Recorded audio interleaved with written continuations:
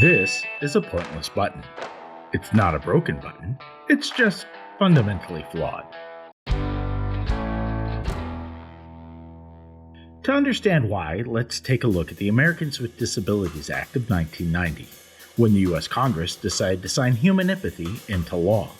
The ADA addresses discrimination on the basis of disability and the integration of people with disabilities into mainstream society. The Act consists of 5 sections or titles. Title I covers employment to provide reasonable access to jobs and prevent discrimination by employers. Title II is all about public services and providing access to the resources provided by state and local government.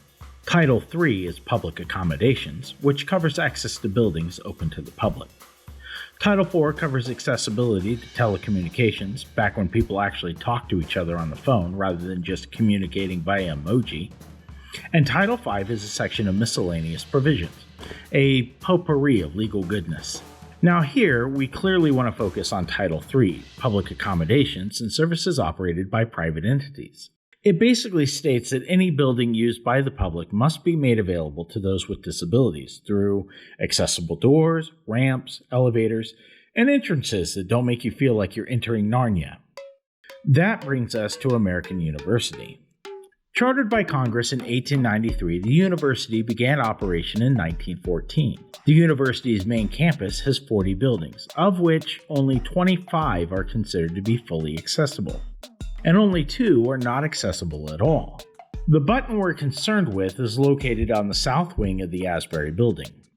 Named for Francis Asbury, a Methodist missionary and founder of American Methodism, it was built and opened in 1960, with 2 wings built on in 1968, giving the building its U shape.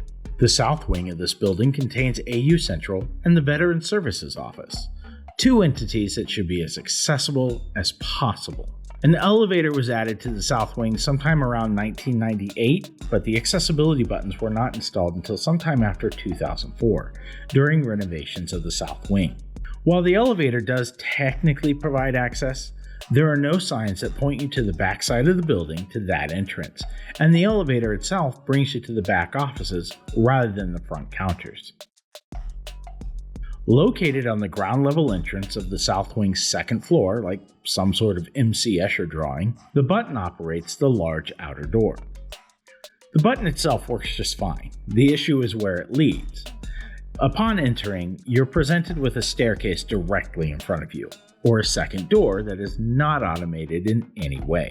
To make it worse, the door swings inward towards the person opening it, with that opening being precariously close to the stairs. So how can this be fixed? There's a lot of options here, from connecting the second door to the button so it opens automatically with the main door, or provide it with a second button. We could rehinge the door so that it swings away from the entrance, allowing it to be pushed open, or we could just remove the door altogether, because honestly, it's not really pulling its weight, and it's more like that one person in every group project. Sure, it looks like it's doing something, but at the end of the day, it's really just an unnecessary obstacle.